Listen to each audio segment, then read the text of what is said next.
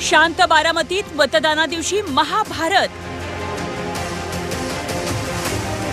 बारामतीत पैसे वाटले जात असल्याचा आरोप।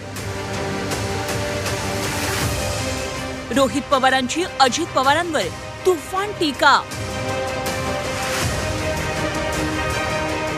एरवी मतदाना दिवशी शांत असणारं बारामती सोमवारपासून मात्र या न त्या कारणामुळे चर्चेत येताना दिसलं। कधी पैसे वाटप, कधी कार्यकर्त्यांना मारहाण, कधी आरोप।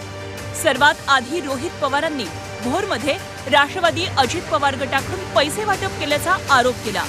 अजितदादा मित्रमंडळाचा पदाधिकारी आणि मावळमधील एका नेत्याचे कार्यकर्ते दिसत असल्याचा आरोप रोहित पवार यांनी केला। यासाठीच वाय दर्जाची सुरक्षा पाहिजे होती का, असा सवालही रोहित पवारांनी विचारला। आपल्या ट्विटर हँडलवरून काही व्हिडिओ रोहित पवारांनी ट्विट केले। झी 24 तास या व्हिडिओची पुष्टी करत नाही।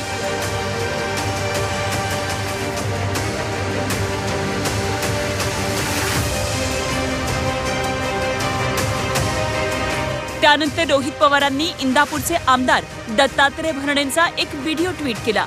राष्ट्रवादी शरद पवार गटाच्या पदाधिकाऱ्याला भरणे दमदाटी करत असल्याचा आरोप रोहित पवार यांनी केला। काय केलं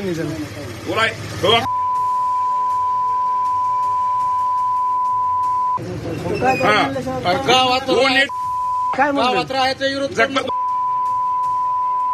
आम्हाला लय विरोध करू नको माझ्या ऐका माहित कोण सांगणार विचारणार तुला। दरम्यान भरणेंचा व्हिडिओ समोर येताच सुप्रिया सुळेंनी स्वतः तक्रार दाखल केली, तर भरणेंनी ज्या कार्यकर्त्याला शिवीगाळ केली त्याची भेटही सुप्रिया सुळे यांनी घेतली। त्यानंतर पैसे वाटप करण्यात येत असल्याचा आणखी एक व्हिडिओ रोहित पवार यांनी ट्विट केला। माजी सरपंच विद्यमान सरपंचाच्या मुलाला पैसे देतानाचा हा व्हिडिओ काटेवाडीतला असल्याचा दावा रोहित पवार यांनी केला। तर रोहित पवारांना अटक करा अशी मागणी राष्ट्रवादी अजित पवार पक्षाकडून करण्यात आली।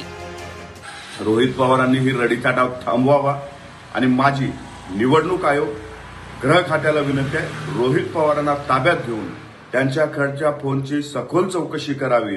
त्यांनी अजून किती लोक हे बारामती लोकसभा मतदारसंघाचं वातावरण गढूळ करण्यासाठी सोडलेले आहेत हे पोलिसांनी चौकशी करावी। रोहित पवारांनी सोमवार रात्रीपासूनच आरोपांची राळ उठवली, त्यामुळे बारामतीच्या लढतीची दिवसभर चर्चा होती।